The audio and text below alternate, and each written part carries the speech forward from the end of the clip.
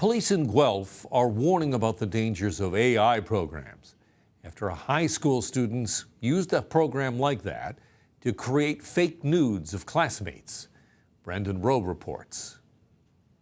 Social media photos used to create something unthinkable using artificial intelligence. It was the unfortunate reality for 5 Guelph teens after 2 of their classmates used AI to create fake nude photos of them. And this is the first that I've heard of it.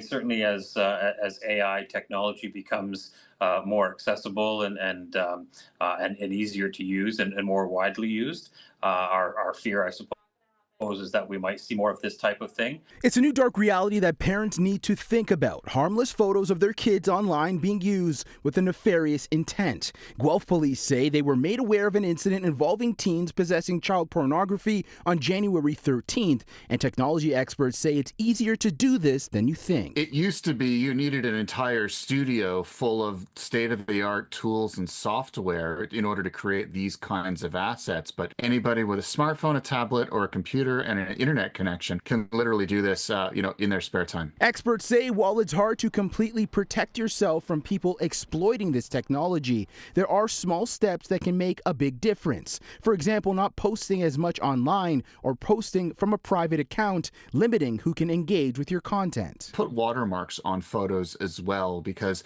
that makes it harder for AI-based tools to incorporate them without tracing it back to the source.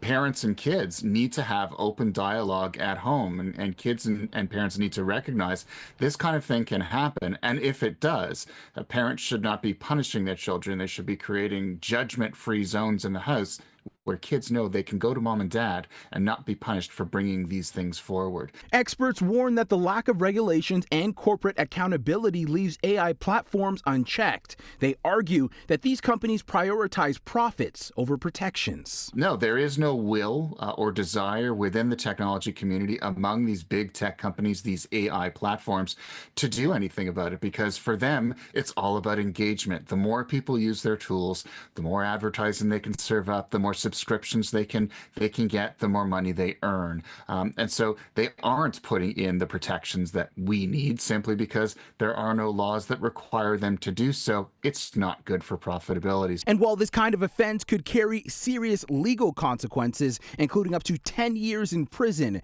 Guelph police say instead of charges, the 2 teens showed remorse for their actions and have been referred to an educational program through the John Howard Society. In Toronto, I'm Rowe for City News.